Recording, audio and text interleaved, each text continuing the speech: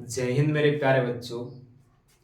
कैसे हैं आप लोग। उम्मीद करता हूं आप लोग जो है मस्त होंगे। और 10th क्लास 2024 जो एग्ज़ाम होने वाला है उसकी तैयारी बहुत जो है तवातोड़ कर पा रहे हो। तो मेरे प्यारे बच्चों, अगर इस चैनल पर आप नए हैं तो क्या करें, इस चैनल को सब्सक्राइब कर लें और बगल में घंटे को से क्या करें बच्चों, प्रेस कर दें। जिससे होगा क्या कि जो भी हम वीडियो अपलोड करेंगे, जो भी हम वीडियो डालेंगे, और वीडियो जो है सबसे पहले आप तक पहुंचेगी। तो क्या करें, चैनल को सब्सक्राइब कर लें। तो चलिए बकवास नहीं करते हैं क्योंकि समय बहुत कीमती है। और जो भी व्यक्ति समय को सदुपयोग किए हैं, समय का सही इस्तेमाल करते हैं, वही व्यक्ति आगे बढ़ते हैं। अन्यथा जो भी व्यक्ति समय का उपयोग नहीं करते हैं, जैसे मैं अभी जो है हम लोग को जो है पढ़ने का टाइम है, 3 महीना जो है मात्र टाइम बचा पढ़ने की। अब अगर ये 3 महीना को आप बर्बाद करते हैं तो बच्चों खुद बर्बाद हो जाएगा। दूसरा को क्या लीजिएगा, दूसरा को बर्बाद कीजिएगा नहीं, खुद बर्बाद हो जाएगा। तो चलिए आगाज करते हैं प्रश्न को। और प्रश्न को हम बारी बारी से क्या करते हैं बच्चों, पढ़ते हैं। तो हम लोग जो है पढ़ रहे थे सामाजिक विज्ञान, यानी 10th क्लास का सामाजिक विज्ञान।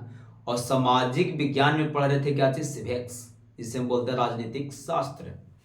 और उसमें भी क्या पढ़ रहे थे सर, उसमें भी हम पढ़ रहे थे एग्जाम 2024 में सीधे टपकने वाला प्रश्न। ऐसा ही टपकने वाला प्रश्न कुछ होता है। टपकने वाला प्रश्न मतलब सीधा एग्जाम में डायरेक्ट टपकेगा। तो क्या करना बच्चों, आपको लिख देनी है। तो हम लोग जो है सिविक्स का जो है पार्ट नंबर 7 तक देख चुके।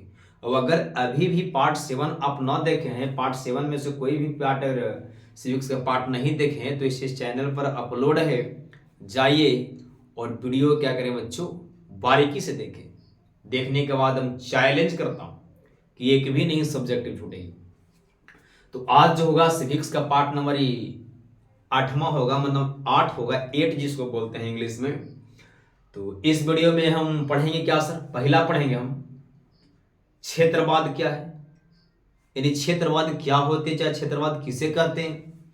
दूसरा पढ़ेंगे चिपको आंदोलन का मुख्य उद्देश्य क्या था, यानी चिपको आंदोलन काहे ला हुआ था। ये आपको पता है, चिपको आंदोलन जो सुंदरलाल बहुगुणा के अध्यक्ष में हुई थी। तो दूसरा हम पढ़ेंगे कि जो चिपको आंदोलन का उद्देश्य क्या है। और अगला जो सवाल पढ़ेंगे, जो लोकतंत्र जनता का, लोकतंत्र जो है जनता का, जनता के द्वारा तथा जनता के लिए चला गया शासन है, यह है कैसे। फिर सवाल देखें तो सर करें कि लोकतंत्र जनता का, जनता के द्वारा तथा जनता के लिए शासन है कैसे।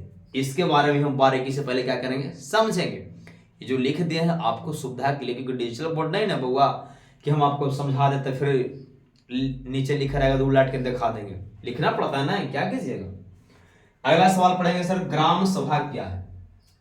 फिर हम लोग पढ़ेंगे क्या थी बच्चों, ग्राम सभा क्या होती है, ग्राम सभा बुलाता कौन है, ग्राम सभा कम से कम कितनी बार होनी चाहिए, ग्राम सभा में जो है कितने एज के लोग जाते हैं, ये सब को हम वगैरह वगैरह क्या करेंगे बच्चों, समझेंगे।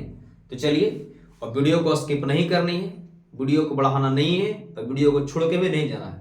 अगर आपको टारगेट है कि 450 नंबर लाना है तो, क्योंकि साइंस और मैथ पढ़ने से सिर्फ नंबर नहीं आते 450, सबकी भूमिका बराबर होती है। तो बच्चों शुरू करते हैं सवाल नंबर 1।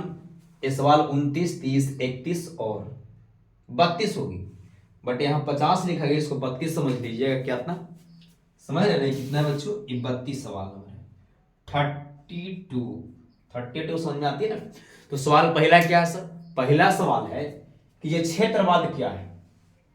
क्षेत्रवाद क्या है, जो हम आंसर लिखे उसको पहले हम बारीकी से देखते हैं कि क्षेत्रवाद क्या लिखा गया है। क्षेत्रवाद इसको बाद हम समझा देते हैं, इससे क्या दिक्कत। अरे पहले समझा दे तब लिखे, चाहे पहले लिखा लगा समझा देते तब समझा, उससे क्या दिक्कत। देखिए क्या होती है क्षेत्रवाद।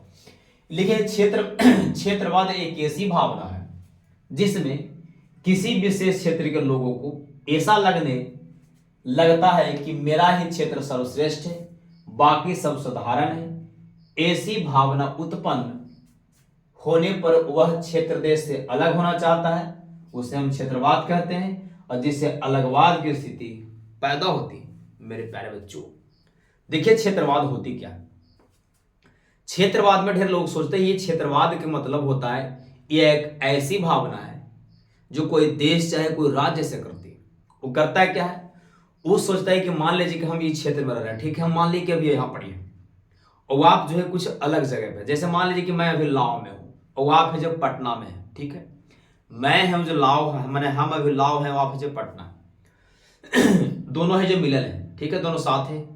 लेकिन जहां जो जिन क्षेत्र में आप रह रहे हैं चाहे जिन क्षेत्र में हम रह रहे हैं, तो मान लीजिए कि आपका क्षेत्र बहुत अच्छा है क्योंकि आप राजधानी में रह रहे हैं, बिहार की राजधानी पटना है ना, तो आप उस राजधानी में रह पा रहे हैं।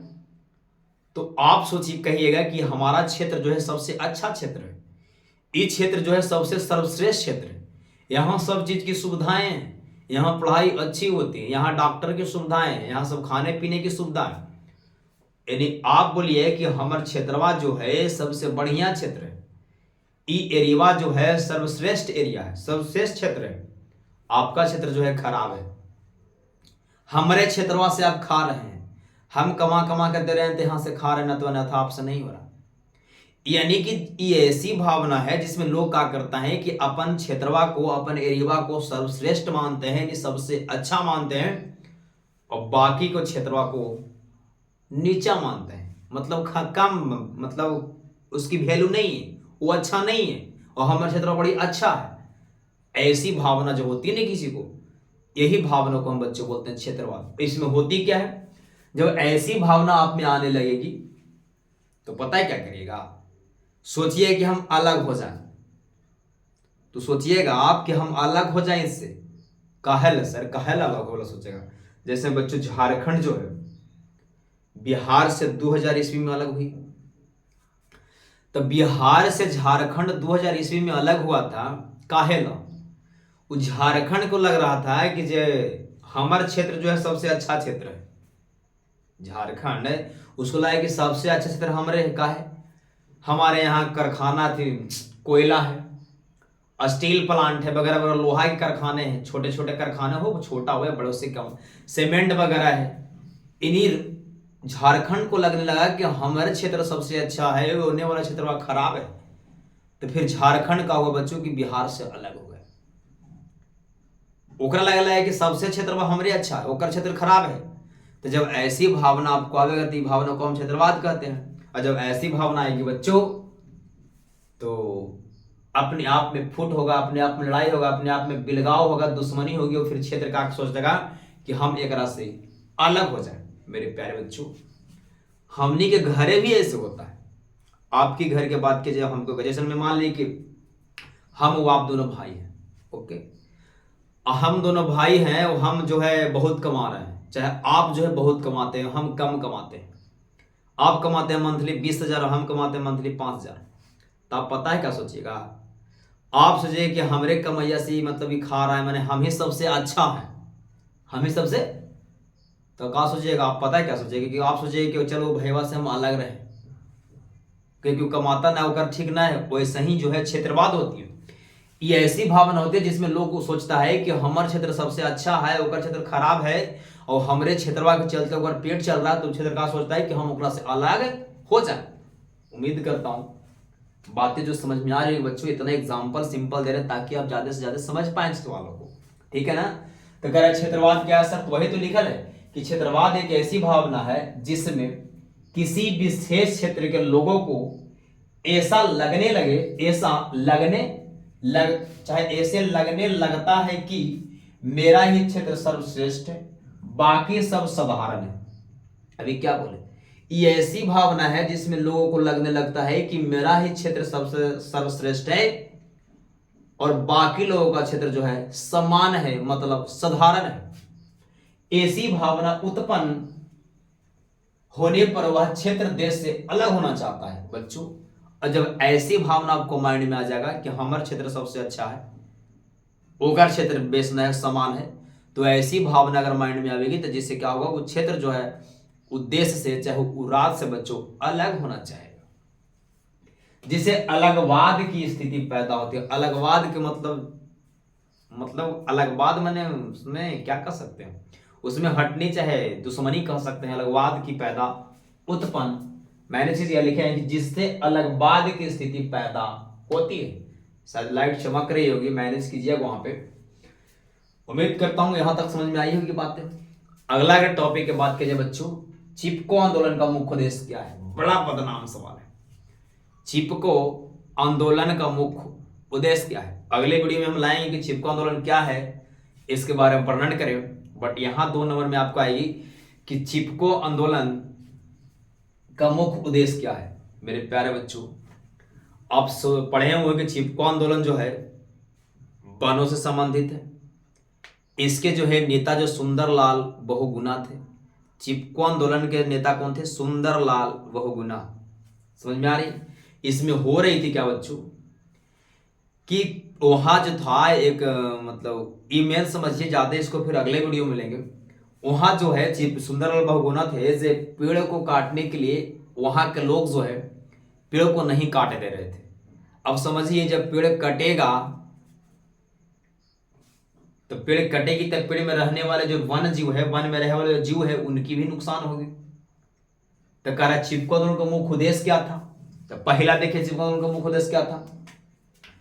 तो लिखिए कि चिपको आंदोलन का मुख्य उद्देश्य क्या है। आंसर लिखिए चिपको आंदोलन के मुख्य उद्देश्य है पहला, ठेकेदारों द्वारा वनों को काटने से बचाना। यानी कि वहां के लोग की शायद यहां हुआ था हरियाणा में, बट देखेंगे दिन नहीं याद है, बट जब याद नहीं तो उसको हम गलत क्यों बता दें, वैसे नहीं बताते हैं, अगले वीडियो में लेंगे। तो यानी वहां था मेन उद्देश्य कि हमको पेड़ जो है दूसरा को के काटे नहीं देंगे।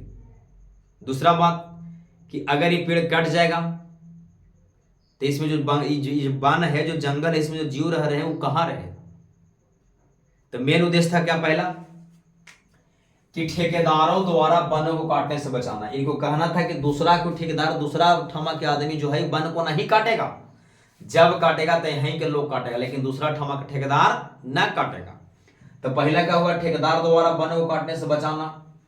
पहला उद्देश्य था कि दूसरा कोई नहीं काट सकता। मान लीजिए कि बच्चों हमारा पेड़ है और हमारे पेड़वा को दूसरा आदमी काटे तो ठीक है, तो वही यह लाई आंदोलन हुआ। इसमें हुआ था क्या? वहां के लोग जो है पेड़ों में चिपक जाते थे, जिससे अब कहते थे कि काट, जब हमारा काटेगा तब तो पेड़वा काटेगा, और पेड़वा में चिपक जाते थे, जिससे क्या हुआ बच्चों? एक आंदोलन हुई। इसलिए ये आंदोलन को बोलते हैं चिपको आंदोलन। तो पहला क्या हुआ कि ठेकेदार द्वारा वनों को काटने से बचाना, दूसरा वन जीवों का रक्षा करना, और तीसरा था ठेकेदारों द्वारा किया जाने वाला शोषण से मुक्ति पाना। और जो ठेकेदार जो है वहां के लोगों को शोषण कर रहे थे कि ना हम काटवे करेंगे, तो जब आंदोलन हुआ था ठेकेदार से मुक्ति हुई या ना हुई? बोलेंगे यस सर, हुई ना, बोलिए यस सर। तो देखिए कि चिपको आंदोलन का मुख्य उद्देश्य था क्या? लिखेंगे चिपको आंदोलन के निम्नलिखित उद्देश्य है। पहला, ठेकेदारों द्वारा वनों को काटने से रोकना, चाहे वनों को काटने से बचाना। दूसरा उद्देश्य था वन जीवों की रक्षा करना, वन जीवों को रक्षा करना, जब वन रहेंगे तो वक्रा में जीव भी रहेंगे। तीसरा था कि ठेकेदारों द्वारा किया जाने वाला शोषण से मुक्ति पाना, यानी जो ठेकेदार जो शोषण करता था कि हम ये पेड़वा काटवे करेंगे, क्या कि हम इसको खरीद लिए हैं, तो जो शोषण हो रहा था उससे क्या होगा बच्चों? बचाव होगा। उम्मीद करता हूं यहां तक समझ में आ गई बात। अगला समझिए 31 सवाल, कह रहे लोकतंत्र जनता के द्वारा तथा जनता के लिए शासन है कैसे? आपको पता है कि लोकतंत्र जनता के द्वारा तथा लोकतंत्र जनता के लिए तथा जनता द्वारा चलाया गया शासन है। इसकी परिभाषा जो है बच्चों अब्राहम लिंकन ने दिए थे। सवाल करें, लोकतंत्र जनता के लिए तथा जनता के द्वारा चलाया गया शासन, इसकी जो परिभाषा है जो किसने दी है? आराम से टिकाना बच्चों, अब्राहम लिंकन। कौन दिया बच्चों? Abraham Lincoln. तो वही सवाल है कि ये लोकतंत्र जनता के द्वारा तथा जनता के लिए शासन है कैसे? लोकतंत्र जनता के लिए तथा जनता के द्वारा चलाया गया शासन है 21 से। एक बारे में जरा बताइए। तो देखिए बच्चों, आपको पता है कि लोकतंत्र के मतलब होता है लोग जो है अपना प्रतिनिधि चुनती है और जो प्रतिनिधि होते हैं वो उसी जनता में से ही कोई होते हैं। ये नहीं कि कोई बाइली आदमी आकर वो प्रतिनिधि बन लेते हैं, बन जाते हैं और सरकार बनाती है, ऐसा होती ही नहीं। तो लोकतंत्र जनता का मन जो आदमिया बना, जो प्रतिनिधि बना, जो मुखिया कहिए, सरपंच कहिए, चाहे जिला जो भी कहिए, चाहे प्रधानमंत्री की ही बात करना कहा किया जाए, ये जो प्रधानमंत्री जी हैं ये जानते न हैं, और जानते में से न उनके गए हैं, यहां से निकल के गए हैं प्रधानमंत्री। तो वही कह रहे लोकतंत्र क्या है, कर लोकतंत्र जनता का, जनता के लिए तथा जनता द्वारा चलाई गई शासन। मेरे प्यारे बच्चों, यहां कहना ही चाह रहे हैं कि कैसे ही तो उनको समझाएं कि देखिए जो भी जनता बनता है, कोई प्रतिनिधि बनता है तो जनते हो रहते हैं और जनते में से ही निकल के बनते हैं। ठीक है, तो जनता में से निकल के बने तो जनता का, और अगर वो मुखिया बने, चाहे वार्ड बने, चाहे जिला परिषद बने, चाहे प्रधानमंत्री ही क्यों ना बने, अगर वो कोई काम करेंगे, कोई भी विकास के लिए करें, कुछ फंड निकालें, कुछ बिल्डिंग बनाएं, मैंने कुछ भी करें, वह जनता के लिए ही करेंगे। कुछ भी अगर करेंगे, कुछ भी अगर पास करेंगे, कुछ भी बिल मान नोटबंदी बंद कर दिए, नोट बंद कर दिए प्रधानमंत्री जी, किन के लिए? जनता के लिए किए कि नहीं? वो जो नोट बंद किए किन के लिए बंद किए? जनता के लिए ना। और फिर अगला कह रहा जनता के द्वारा चलाया गया शासन। यहां से कहना चाह रहे बच्चों कि जनता के द्वारा चलाया गया शासन, अगर जो सरकार जो है अगर शासन चला रही है, कुछ शासन कर रही है कि ई वगैरह वगैरह नियमें होगी, ई नियम चलेगा, तो जो शासन चला रहा है इसमें क्या चल रहा है? जानते ना हैं। और दूसरा ऐसे समझिए भी चीज भी कि अगर जनता चाहेगी कि नहीं हम इनको हटा देते हैं, कि हाँ ये प्रधानमंत्री नहीं रहेगी तो अगले साल हम वोट नहीं देंगे, उनको हटा सकते हैं, हटा सकते कि नहीं? मेरे प्यारे बच्चों, यहां से बातें समझ पा रहे हैं कि लोकतंत्र जनता का, जनता के लिए एवं जनता के द्वारा चलाया गया शासन है। ये कैसे, तो हम बता दें आराम से, उसको लिखे हो, देखिए क्या लिखे। बस देखिए बच्चों, एसएसटी को पूरा रटने की कोशिश मत कीजिए। मैं बार बार आपको बोलता हूं कि एसएसटी को रटने की कोशिश न करें, इसको समझिए। और एसएसटी सोच सोच के लिखो, सोच सोच के, यानी सोचिए और लिखिए, सोचिए और लिखिए, ठीक है ना? वैसे लिखिएगा। तो देखिए सवाल करें लोकतंत्र जनता का, जनता के द्वारा तथा जनता के लिए चलाया, जनता के लिए शासन है, कैसे? इसको बारे में लिखिए। तो सर देखिए क्या लिखे, लोकतंत्र में जनता चुनाव के माध्यम से अपने प्रतिनिधि को चुनकर सरकार का निर्माण करती है। आपको क्या बोले हैं? लोकतंत्र में जनता चुनाव के माध्यम से अपने प्रतिनिधियों को चुनकर सरकार का निर्माण करती है एवं प्रतिनिधियों को जनता के बीच से ही चुने जाते हैं। अभी क्या बोले?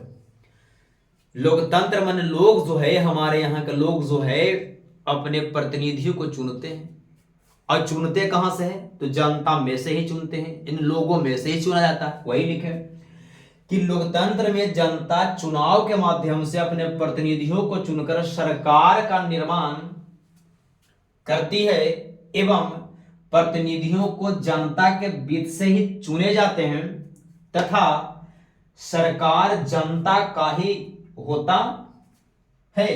यहां से बच्चों देखेंगे, पहला देखें कि लोकतंत्र माने लोग जो है चुनाव के माध्यम से, चाहे वोट के माध्यम से अपना प्रतिनिधि चुनती है, और चुनने के बाद क्या करता है बच्चों? उसको सरकार बनाती है, और जो सरकार बनती है, जो प्रतिनिधि बनती है, वह जनता के ही बीच से होते हैं, चाहे जनते के बीच में से उन्हें लिया जाता है, ठीक है, चाहे जनते के बीच में से चुने जाते हैं। वही लिखे हैं तथा सरकार जनता का ही होता है। और बच्चों वो जो सरकार है जो किनका है? जनता का ही ना है। सरकार किनका है? आपको जो प्रधानमंत्री जी हैं, बिहार के मुख्यमंत्री जी श्री नीतीश कुमार जी हैं, वो किनका है? आप ही का ना सरकार है या नहीं? यहां से हम बातें समझ पाए बच्चों कि जनता के बीच से चुने जाते हैं तथा सरकार जनता का ही होता है। और सरकार किनका है? जनता का है, यानी लोगों का है, और जनता के लिए शासन का निर्माण करता है। और बच्चों जो भी वो शासन चलाएं, जो भी नियम लगाएं, जो भी कानून बनाएं, वो जो शासन लगाएंगे बच्चों, वो कानून किसके लिए होगा? तो बच्चों कानून जो है जनता के लिए होगा। होगा कि नहीं? उम्मीद करता हूं समझ में आई होगी बातें। एक बार इसको हम पढ़ लेते हैं ताकि जब लिखना होगा तो मान लीजिए उधर नहीं बुझाएगी तो वीडियो को बढ़ा बढ़ा कर लिख लीजिएगा। क्या है सर क्वेश्चन?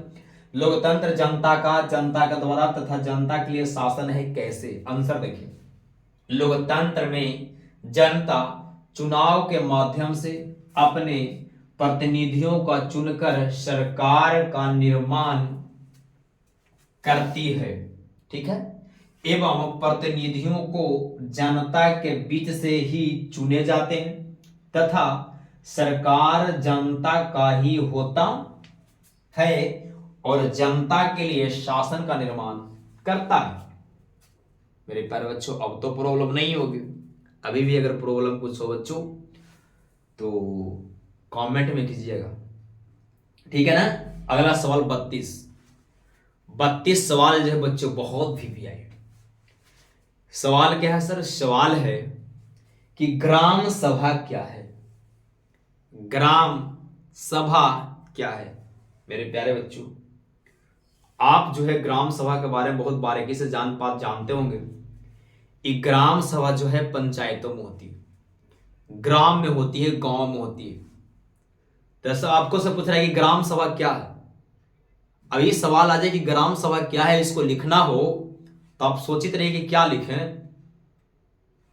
आराम से इसको सुफला साफ कर दीजिए, मतलब एकदम पोस्टमास्टम कर दीजिए। तय सर ग्राम सभा क्या है? पॉइंट समझिए पहले। ग्राम सभा जो है एक साल में कम से कम 4 बार होनी चाहिए। ग्राम सभा एक साल में कम से कम 4 बार होनी चाहिए। पहले सर समझाइए तो ग्राम सभा होता क्या है, पहले ये समझाइए ना, ग्राम सभा क्या होता है। पहले ही बता रहे कि 4 बार होता है, ठीक है बच्चों। देखिए, ग्राम सभा माने ग्राम माने होता है ग्राम, और सभा का मतलब होता है समूह, बैठक। यानी ग्राम के लोग जो है आपस में बैठेंगे और उनमें जो है उनका जो मेन है, जो संचालक जो है, कार्यकर्ता जो है, उनमें मुखिया होते हैं। यानी ग्राम सभा के संचालक चाहे अध्यक्ष कौन होते हैं बच्चों? गांव ग्राम का मुखिया। तो यहां से देखें कि ग्राम सभा जो है एक साल में कम से कम 4 बार होनी चाहिए, लेकिन हमारे यहाँ एक साल में 1 बार नहीं होगा। वाह रे वाह जनता, समझ में आ रहा है ना।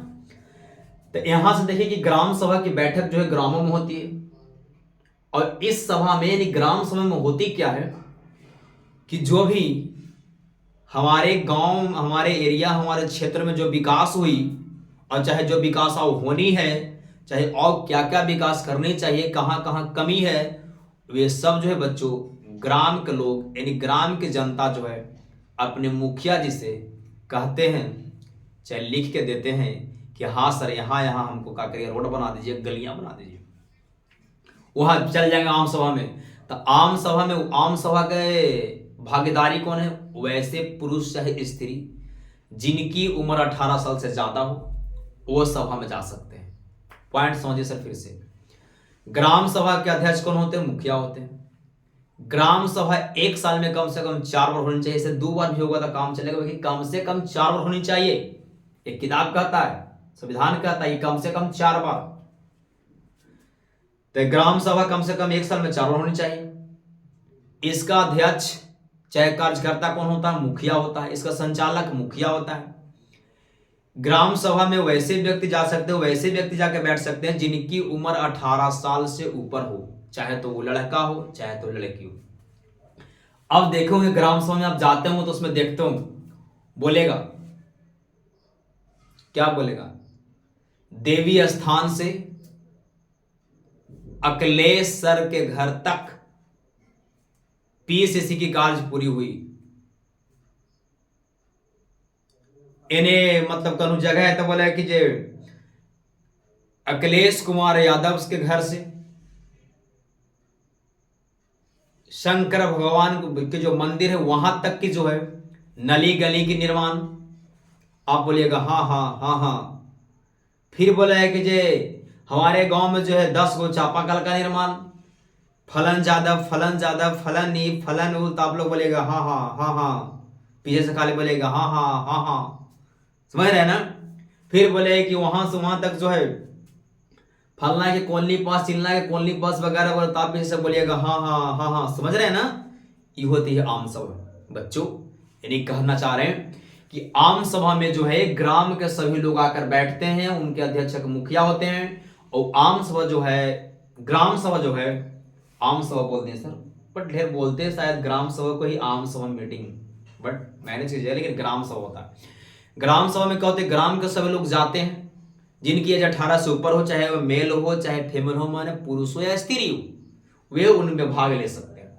उनके अध्यक्ष कौन करते हैं, मुखिया जी करते हैं। एक साल में कम से कम 4 बार ग्राम सभा होनी चाहिए, लेकिन हम लोग इतने चालाक हैं कि एक साल में एक भी ग्राम सभा नहीं होती। इसमें हम लोग की कमी है बच्चों। तो यहां से क्या समझे सर, मेन जो पॉइंट है उसको लिखे जो समझा देते हैं। करें ग्राम सभा क्या है, तो आंसर लिखे हैं कि ग्राम सभा पंचायत की व्यवस्थापिका सभा है। व्यवस्थापिका का मतलब सर ग्राम को व्यवस्थित करने के लिए, ग्राम में क्या क्या कमी है, ग्राम में क्या क्या निर्माण हुआ, क्या क्या बना, क्या क्या छूटा, कहां कहां निर्माण चाहिए। अभी हम पहले ही ना बोले कि ग्राम सभा जब होगी तो जो जो बिल बन गया, जो जो सामान बन गया उसके बारे में बोलेंगे। एग्जाम्पल दिए कि हाँ, लॉ में देवी स्थान दांगी टोला से अखिलेश कुमार शर्मा के घर तक पीसीसी का निर्माण किया गया, तो हम लोग बोलेंगे हाँ हाँ हाँ हाँ, मैंने सही बातें किया गया। यही होता है। अब जहां जहां कमी है वहां वहां हम बोलेंगे कि हाँ सर, यहाँ पर हमको चापाकल चाहिए, यहाँ पर नलियां चाहिए, यहाँ पर गलियां चाहिए, यहाँ लाइट की व्यवस्था नहीं है, तो सब करेंगे ना। तो व्यवस्थापिका इसीलिए बोलते हैं, व्यवस्थापिका का मतलब जो जो कमी है उसकी व्यवस्था किया जाएगा, इसीलिए सभा होती है। उम्मीद करता हूँ बातें जो है बेहतरीन तरीके से समझ में आ रहा होगा। ठीक है ना, बढ़े ना आगे। करें ग्राम सभा पंचायत की व्यवस्थापिका सभा है। ग्राम पंचायत में रहने वाले सभी स्त्री पुरुष जिनका उम्र 18 वर्ष से अधिक हो, वे ग्राम सभा के सदस्य होते हैं। आपको क्या बोले, पहला जो है ग्राम सभा जो है, ग्राम सभा जो है ग्राम की व्यवस्थापिका। फिर ग्राम पंचायत में रहने वाले सभी स्त्री या पुरुष जिनकी उम्र 18 से अधिक है, वे ग्राम सभा के सदस्य होते हैं। मैंने ग्राम सभा में वो जाएंगे, जा सकते हैं। ग्राम सभा की बैठक वर्ष में कम से कम चार बार होती है। आपको बोले कि ग्राम सभा की बैठक कम से कम एक साल में 4 बार होनी चाहिए। क्या होती है मुखिया ग्राम सभा की बैठक बुलाता है। आपको बोले कि बैठक बुलाता है कौन, पूछे ग्राम सभा की बैठक कौन बुलाता है, आंसर बारीकी से करना बच्चों, मुखिया जी। और इसकी अध्यक्षता करता है, और बच्चों इसकी अध्यक्षता जो है हमारे पंचायत यानी हमारे ग्राम के मुखिया जी करते हैं। उम्मीद करता हूं ये आंसर बहुत बारीकी से समझ पाए होंगे बच्चों। एक बार जो पिछली जो वीडियो है पार्ट नंबर 7 में, उसमें जो जदयू के बारे में लिखनी थी कि जदयू के बारे में लिखें, तो उसमें हम लिखे थे कि जदयू की स्थापना जो है शरद यादव के नेतृत्व में किया गया था। और कब वो स्थापना हुई थी, तो 1999 में। देखें एक ब्रिलियंट केस है, उसमें भी लिखता 1999, ब्रिलियंट बुक देख रहे हैं ना, एक सर है वो ही पढ़ाया 1999, बट गूगल पर देखें तो गूगल बता रहा है 2003 ईस्वी।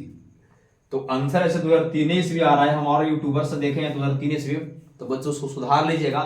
लेकिन इससे अगर पहले है तो कहूँ जाकर आप देख लीजिएगा कि कहाँ आंसर होनी चाहिए ऐसे, बट कोशिश की है तो ब्रिलियंट में से 1999 ही लिख रही है, लेकिन गूगल जो है बता रहा 2003। तो बच्चे इसमें हम क्या करें, हम कोई बहुत बड़ा विद्वान ना है, कोई बहुत बड़ा विद्वान नहीं है।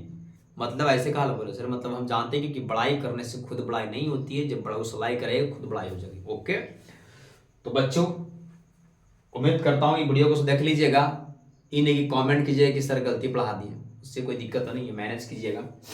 तो बताइए कि वीडियो कैसा लगा, और वीडियो देखने के बाद कमेंट जरूर करिए। और अभी तक अगर चैनल को सब्सक्राइब ना किए, हम लाइक ना किए तो लाइक करें और सब्सक्राइब करिए। बच्चों खूब मन लगा के पढ़ा कीजिए, क्योंकि हम और आप जो है गरीब परिवार से बिलोंग करते हैं, अगर अभी भी अगर बाप माए को आप ठग पा रहे हैं, सिर्फ ठग रहे हैं, सिर्फ बहाना पर बहाना बना रहे हैं, और अगर नहीं पढ़ पा रहे हैं, तो बच्चों आप जो है अपने आप को बहुत भारी धोखा खा रहे हैं। पिताजी और माताजी को तो धोखा होबे करेगा, लेकिन आप तो ऐसा धोखा खाइएगा, ऐसा बर्बाद हो जाइएगा कि बर्बाद होने के बाद उसकी कोई उपाय नहीं है जिससे बच्चों आप सुधर पाएंगे। तो बच्चों समय को बर्बाद न करें, समय को कदर करें, समय पर पढ़ें। जब आपकी एज निकल जाएगी ना, तो फिर पछताइएगा कि कैसे पढ़े। फिर भी अगर आपको मन नहीं लगता है पढ़ने में, तो एक बार अपने आप को, पिताजी और माताजी को देखिएगा कि दिन रात कमाते हैं आपके लिए, एक एक रुपया जुगाड़ करके आपको बच्चों को रख रहे हैं। बच्चा हमको गया पढ़ेगी, पटना पढ़ेगा, पढ़ेगी, कुछ अच्छा करें। आप है बच्चों जिंदगी भर सो के टाइम, मतलब सुध के टाइम बर्बाद कर रहे हैं, मोबाइल चला के टाइम बर्बाद कर रहे हैं। तो बच्चों मैं आपसे गुजारिश करता हूँ कि ऐसा कभी गलत ना करें, क्योंकि हमें भी आप पे विश्वास है, तब तो इतना बोल रहे हैं। तो बच्चों क्या करें, मन लगा के पढ़िए, किसी तरह मन लगा के पढ़िए।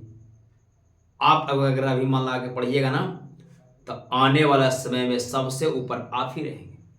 क्या कीजिएगा, पढ़ाई कड़वी है, इसे अर्जन करने में थोड़ा सा कष्ट बुझाती है, समझ रहे हैं ना। अभी हम वीडियो जो अपलोड कर रहे हैं ना, ये शूट कर रहे हैं ना, 9:45 हो रही है, और 9:45 में हम वीडियो अपलोड करें, सब सुतल हम अपलोड करें, कहा है मरेला।